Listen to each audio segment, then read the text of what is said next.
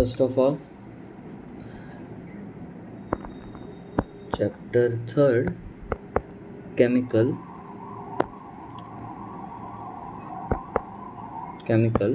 Kinetic.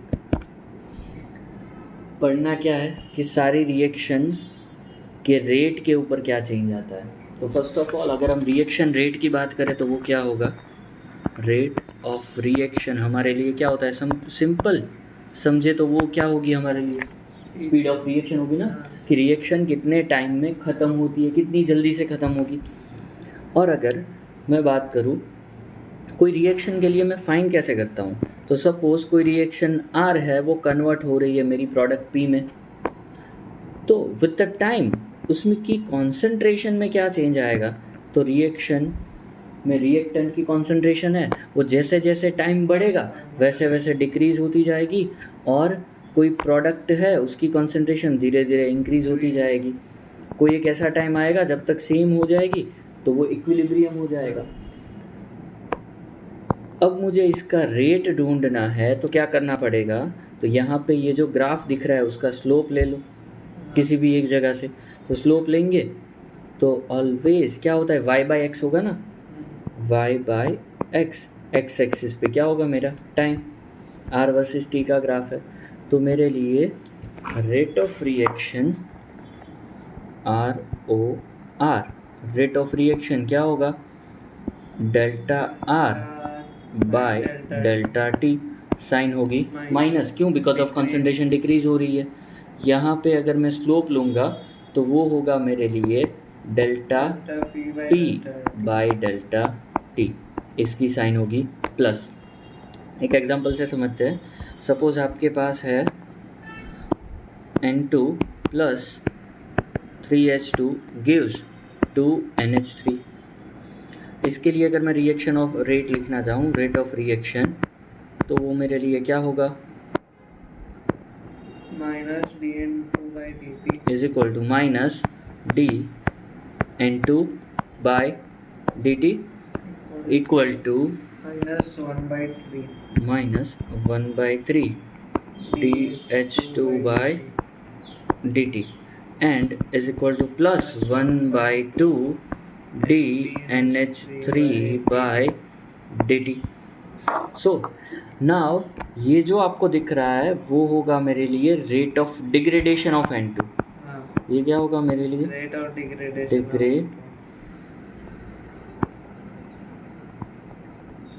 Degradation rate of N2, या तो disappearance rate बोल सकते हो। ये होगा मेरे लिए disappearance rate of hydrogen with minus sign, और इतने पार्ट को बोलूँगा मैं प्रोडक्शन रेट ऑफ अमोनिया, कि जिससे वो बनेगा प्रोडक्शन रेट। तो अगर मेरा rate of reaction suppose x है, रेट कितना है x, तो मेरा प्रोडक्शन ऑफ अमोनिया कितना होगा 1/DNH3 बाय dt। इस 2 को इधर मल्टीप्लाई कर दो, so 2x is equal to DNH3 by dt। This is my production rate, ये मेरे लिए क्या होगा, प्रोडक्शन रेट होगा। समझे? तो इसके ऊपर से इतने क्वेश्चन आते हैं, या तो आपको रेट ऑफ डिग्रेडेशन या तो डिसअपियरेंस पूछे या फिर प्रोडक्शन रेट पूछे। सेकंड आपके पास होगा order of reaction.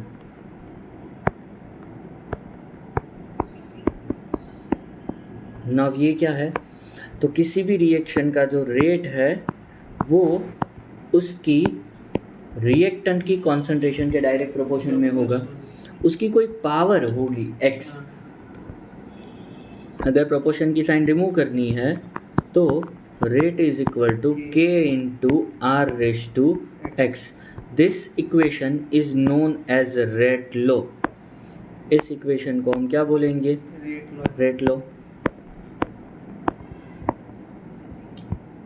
and this is the rate constant. This x is order of reaction. तो जो भी मेरे रेट लॉ में कॉन्सेंट्रेशन ऑफ रिएक्टेंट की पावर होगी वो होगी मेरे लिए ऑर्डर ऑफ रिएक्शन। अब हमें हमारे स्टैंडर्ड में 2 पढ़ने हैं ऑर्डर ऑफ रिएक्शन। पहले यूनिट देख ले। तो मेरे लिए रेट क्या होगा, के होगा। अब उसका ऑर्डर देखना है। सपोज कोई के R⁻0 है तो ये क्या हो गई मेरे लिए, ज़ीरो ऑर्डर रिएक्शन। अब इसके लिए मेरा के क्या होगा तो वो फाइंड करना है, के फॉर ज़ीरो ऑर्डर। अब देखो, जब कभी भी आपको रेट कांस्टेंट फाइंड करना है तो ज़ीरो ऑर्डर के दोनों रेट लिख दो। एक रेट का जनरल फॉर्मूला क्या होगा हमारे पास, rate is equal to minus delta R by, या ऐसा लिखते डेल्टा की जगह पे स्मॉल इंस्टेंटेनियस लिखते हैं d r by d t. एक हमारे पास फॉर्मूला होगा rate is equal to k into R⁻0। तो ये क्या हो गया, के इंटू R⁻0, ये तो बस के बचा ना, आर तो हुआ नहीं। R⁻0 क्या हो जाएगा, ये पूरा 1 हो गया। तो ये इक्वेशन फर्स्ट, ये इक्वेशन सेकंड। फर्स्ट और सेकंड इक्वेशन को इक्वेट कर दो, 1 इज इक्वल टू 2 लिख दो तो क्या मिलेगा आपको, k is equal to minus D r by d t. D t को एक साइड ले जाओ, आर को एक साइड रखो, तो minus k d t is equal to d r. Now integration ले लो, के कांस्टेंट है, इंटीग्रेशन नहीं होगा। माइनस के डी टी का integration t plus integration constant I is equal to d r का होगा आर। ये मेरा इक्वेशन थर्ड समझ लो ना। ये हमारे पास अननोन है, इंटीग्रेशन कांस्टेंट, ये होगा हमारे पास अननोन। अगर हमें जानना है कि ये क्या है तो हम क्या करेंगे, सपोज हमने एक कंडीशन ली time t is equal to 0, मतलब इनिशियल था, तब एट इनिशियल रिएक्शन हमारे लिए कॉन्सेंट्रेशन ऑफ रिएक्टेंट इनिशियल होगी, और इनिशियल रिएक्शन को हम R0 से डिनोट करते हैं। बस ये वैल्यू मुझे यहाँ पे रखनी है, माइनस के टाइम t 0 था plus integration constant i is equal to r, मेरी इनिशियल होगी R0। तो i की वैल्यू क्या मिली मुझे, i is equal to R0, ये मिल गया। अब ये वैल्यू मैं थर्ड इक्वेशन में इस समय फोर्थ मान लेता हूँ, जो i की वैल्यू मिली वो थर्ड इक्वेशन में रख देता हूँ, इस वैल्यू को भी मैं थर्ड में रखता हूँ। So minus k T plus i की जगह पे क्या रखेंगे, R0 is equal to R। अब इसके ऊपर से अगर मैं ग्राफ बनाना चाहूँ, suppose concentration of reactant versus time t का, तो वो कैसा बनेगा, यहाँ पे लेता हूँ मैं रिएक्टेंट R, ये time t। This follows straight line equation y is equal to mx plus c, where the time t is equal to on x-axis and R concentration is on y-axis. So minus k will be my slope, so that my graph will becomes decreasing top to bottom, ऊपर से नीचे आएगा, and R0 is the intercept of my graph। तो ये जो intercept होगा वो मेरे लिए क्या होगा, R0, and the slope will become minus k। Done, एक ग्राफ हो गया। अब इसी इक्वेशन को मैं थोड़ा सिंप्लीफाई करता हूँ, तो क्या लिख सकते हैं हम, इस R को उस साइड ले जाओ, R0 माइनस R ऐसा हो जाएगा, ये यहाँ पे आया, और ये सामने की साइड चला गया तो KT हो गया। So T is equal to R0 minus R by k. ये भी हो सकता है अगर आपको टाइम फाइंड करना है तो, और अगर के फाइंड करना है तो k is equal to R0 minus R by t. This is the formula of integrated rate constant for the zero order reaction. किसका फॉर्मूला होगा? Integrated rate constant for the zero order reaction.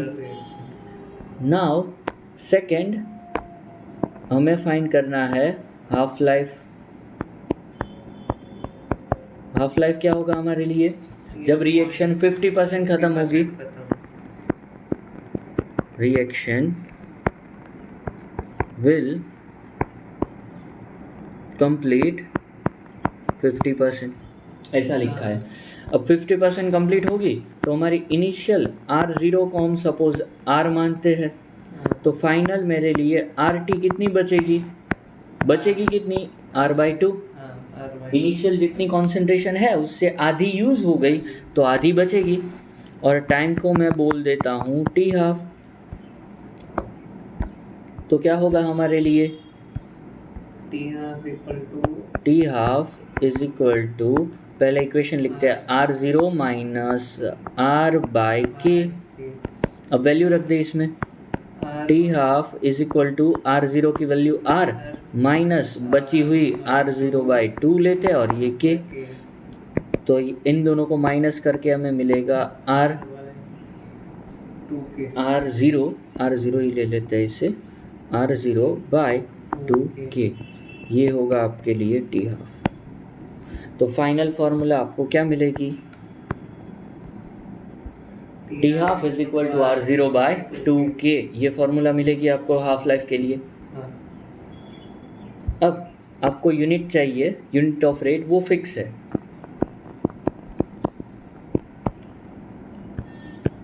तो rate होता क्या है? Rate is equal to minus delta R by delta T. अब R का unit क्या होगा? मोल, लीटर इनवर्स, मोल पर लीटर, और टाइम सेकेंड इनवर्स ज़्यादातर. तो ये रेट का यूनिट है. किसका है? रेट का. सेम रेट कांस्टेंट का जीरो ऑर्डर का भी यही रहेगा. क्यों? बिकॉज ऑफ जीरो ऑर्डर में आप देखो तो rate is equal to K into R⁻² क्या हो जाएगा? 0. फॉर द जीरो ऑर्डर आप देख सकते हो rate is equal to K है. जो भी रेट है वही रेट कांस्टेंट बनेगा. स्पेशली किसके लिए? For the zero order only, और किसी के लिए नहीं. तो यूनिट ऑफ K भी आपके लिए क्या होगा? मोल, लीटर इनवर्स और second inverse for the zero order only. अब अगर मुझे ऐसे ही यूनिवर्सल फार्मूला चाहिए किसी भी यूनिट फाइंड करने के लिए, डायमेंशन फाइंड करने के लिए रेट कांस्टेंट का, तो K के यूनिट फाइंड करने का एक जनरल फार्मूला है. ऐसे याद रखेंगे हम, mole litre inverse raise to 1 minus n second inverse या तो time inverse, where the n is equal to order of reaction. इससे आप कुछ भी, कोई भी ऑर्डर के लिए फाइंड कर सकते हो. सपोज अगर मैंने लिखता हूँ n इज इक्वल टू, हमारे पास फर्स्ट ऑर्डर है. कौन सी है? फर्स्ट ऑर्डर है. तो उसके लिए अगर मुझे फाइंड करना था तो K के यूनिट का फॉर्मूला क्या होगा मेरे पास? Mole litre inverse 1 minus n second inverse, ये होगा. अब n इज इक्वल टू 1 रख दे.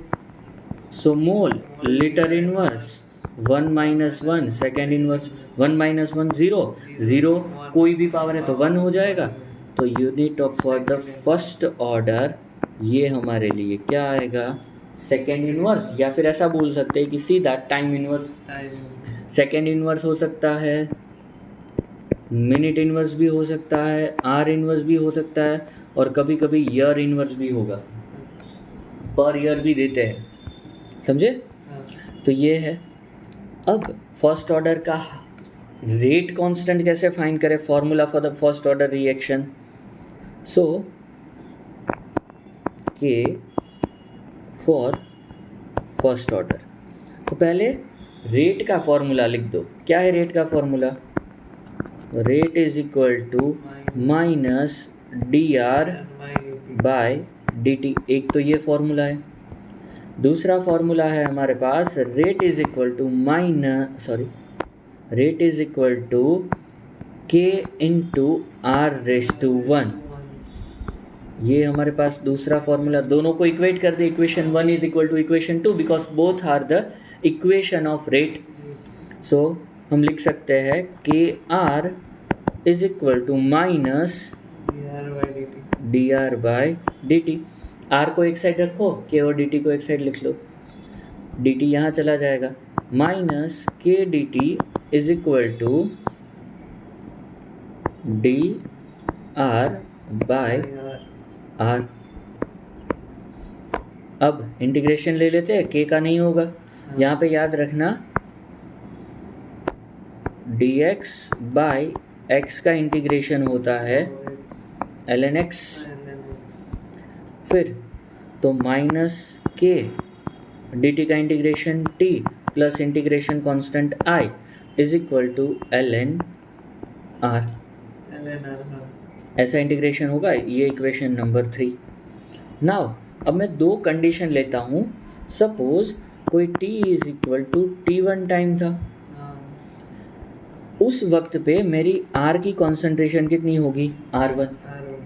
तो मैं एक इक्वेशन लिख सकता हूँ minus k t1 plus i is equal to ln r1। Now मैं सेकेंड कंडीशन लिखता हूँ जिसमें मेरा t टाइम इंक्रीज होके t2 हो गया और कॉन्सेंट्रेशन मेरी r2 हो गई।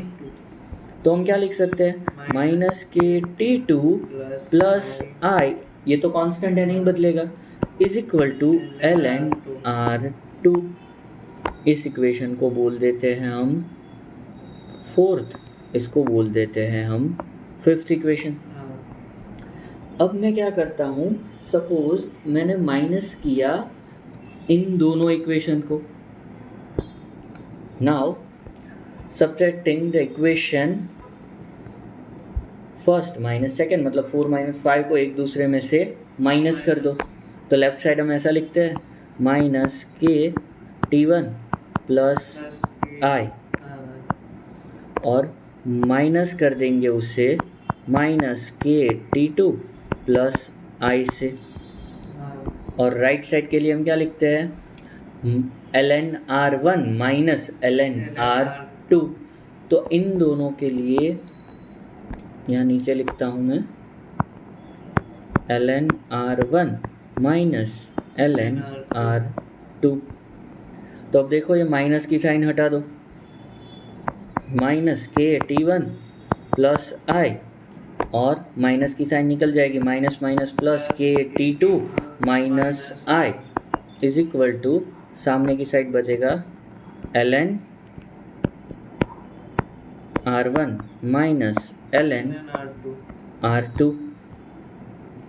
ये i कट हो गया, इसमें से k कॉमन निकाल लिया, k कॉमन निकल गया, अंदर बचा t2 minus t1 equal to ln r1 minus ln r2, ऐसा लिखा। अब ये क्या हो गया मेरे लिए, टाइम फॉर द रिएक्शन। तो सिंपल मैं इसे t लिख देता हूँ कि कितना टाइम पास हुआ। So k t is equal to ln r। r1 मेरे लिए क्या होगी, इनिशियल। तो इनिशियल के लिए मैं सिंबल ले लेता हूँ r0। ये r मेरे लिए क्या होगी, फाइनल होगी। तो फाइनल के लिए मैं सिंबल ले लेता हूँ simple r plus ln r। ये मेरा फाइनल के लिए सिंबल हो गया, समझे। बस मैंने सिंबल चेंज किया है 1 और 2 की जगह पे। इनिशियल के लिए r0 लिया, फाइनल के लिए r ले लिया, और ये माइनस चला।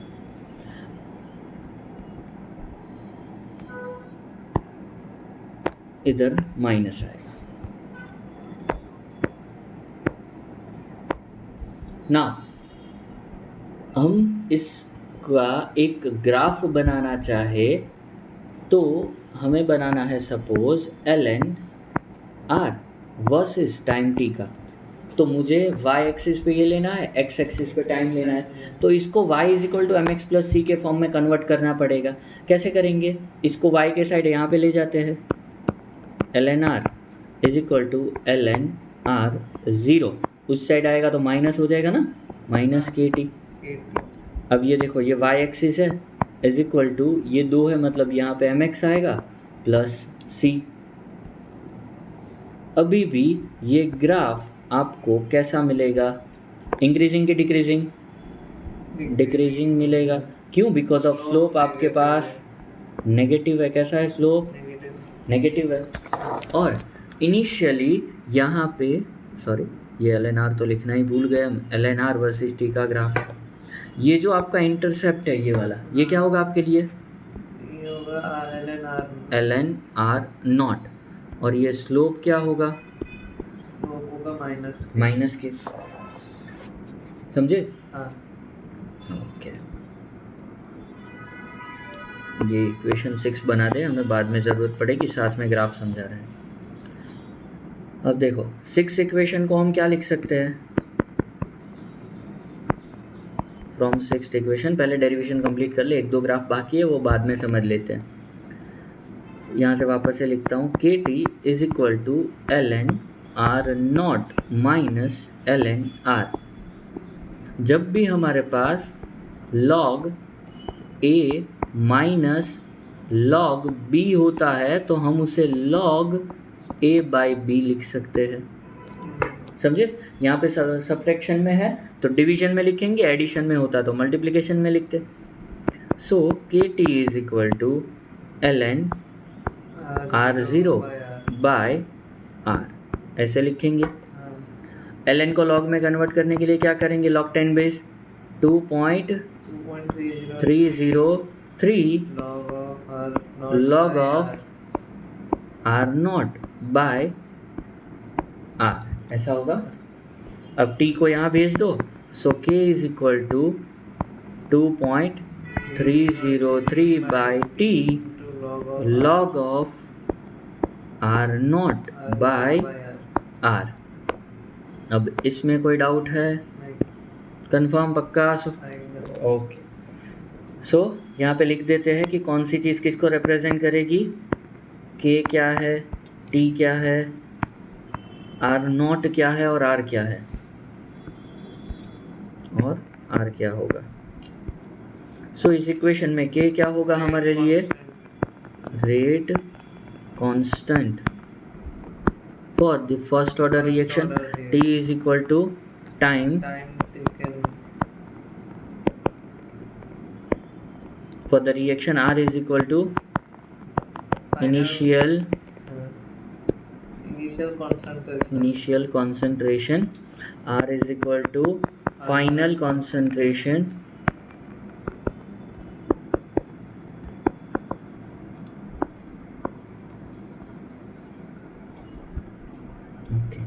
नाउ अगर आपको सपोज एक ग्राफ पूछा गया, what is the slope of log of r versus time t, तो आपके पास ये इक्वेशन था k t is equal to log of r naught minus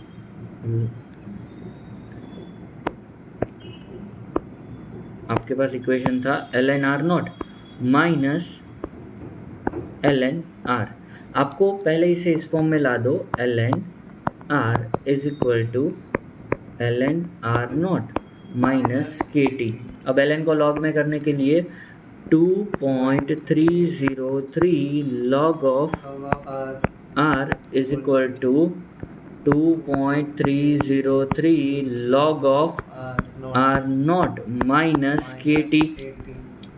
2.303 इधर डिवाइड कर दो तो आपको मिलेगा 2.303, इधर तो डिवाइड में चला गया ना, तो यहाँ पे बचेगा log of r is equal to, ये फर्स्ट में कट हो जाएगा, log of r naught minus k t divided by 2.303।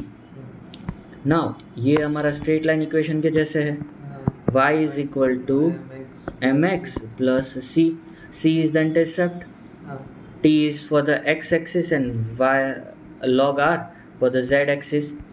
अब अगर हम ग्राफ ड्रॉ करें इसका log of r versus time t का, तो आपको स्ट्रेट लाइन मिलेगी। इंक्रीजिंग होगा कि डिक्रीजिंग पता चलेगा इस साइन से। हमारा स्लोप है माइनस, मतलब हमारा ग्राफ होगा डिक्रीजिंग। इंटरसेप्ट क्या होगा, c क्या दिख रहा है आपको, ये है, ये होगा हमारे लिए intercept log r not, log of r0, log of r versus time t का ग्राफ है। और इसका जो स्लोप होगा वो क्या देगा आपको, तो यहाँ पे देखो ये m क्या है, t के अलावा जो बचा वो पूरा पार्ट आपके लिए m होगा, माइनस के बाय 2.303, माइनस के बाय 2.303 वो आपके लिए स्लोप होगा। और एक ग्राफ आपको पूछ सकते हैं इसका log of r naught by r versus time t का। तो ये इक्वेशन देखो आपके पास है, log of r naught by r y axis पे होना चाहिए आपके पास, यहाँ पे होना चाहिए आपके पास log of r naught by r, और यहाँ पे होना चाहिए t। तो log भी r नॉट बाय r भी आता हो, t भी आता हो, ऐसा एक इक्वेशन है आपके पास, k is equal to 2.303 by t log of r naught by r। इसको सब बस y एक्सिस पे अकेला चाहिए तो इसको इस साइड रखो, बाकी सारा सामने की साइड चला जाएगा। kt divided by 2.303 is equal to log of r naught by r। Now ये हमारा y है, ये mx होगा क्योंकि यहाँ पे x एक्सिस है। अगर c कुछ नहीं है तो इंटरसेप्ट हमारे लिए क्या होगा, 0। मतलब हमारा ग्राफ शुरू कहाँ से होगा, ओरिजिन से शुरू होगा। कहाँ से शुरू होगा, ओरिजिन से शुरू होगा, यहाँ से ग्राफ शुरू हो गया हमारा। इसका स्लोप क्या मिलेगा, तो ये होगा, वेरी गुड, और ये प्लस स्लोप है मतलब इंक्रीजिंग ही मिला। तो ये जो स्लोप होगा वो होगा k डिवाइडेड बाय 2.303, समझे। लास्ट इसका हाफ लाइफ देख ले बस एक। सो t हाफ कितना होगा इसके लिए, वेरी गुड, डिराइव कर लेते हैं। तो r आपका फाइनल कितना होना चाहिए, r होना चाहिए आपका फाइनल r0 से आधा होना चाहिए, तब बोलेंगे उसे हाफ लाइफ। तो इक्वेशन रखते हैं k is equal to 2.303 by t log of r naught by r। Bracket करना मत भूलना वरना कंसंट्रेशन नहीं होगी। t को हम मानते हैं t हाफ, और फाइनल कंसंट्रेशन बचेगी r नॉट से आधी। सब वैल्यू रख के कैलकुलेशन करें, k is equal to 2.303 by t half log of r naught upon r naught by 2। r naught गया, 2 ऊपर चला जाएगा। अब सब्जेक्ट ऑफ फॉर्मूला बना लो t हाफ को। So t half is equal to 2.303 by k, और log of 2 होता है 0.3010, 2.303 divided by k, log of 2 होगा 0.3010। दोनों की मल्टीप्लिकेशन मिलेगी 0.693 बाय k। तो ये फॉर्मूला होगा फाइनली आपके t हाफ के लिए, जिसको कॉन्सेंट्रेशन से कोई लेना देना नहीं है। So half life of a first order is independent from the concentration. Done.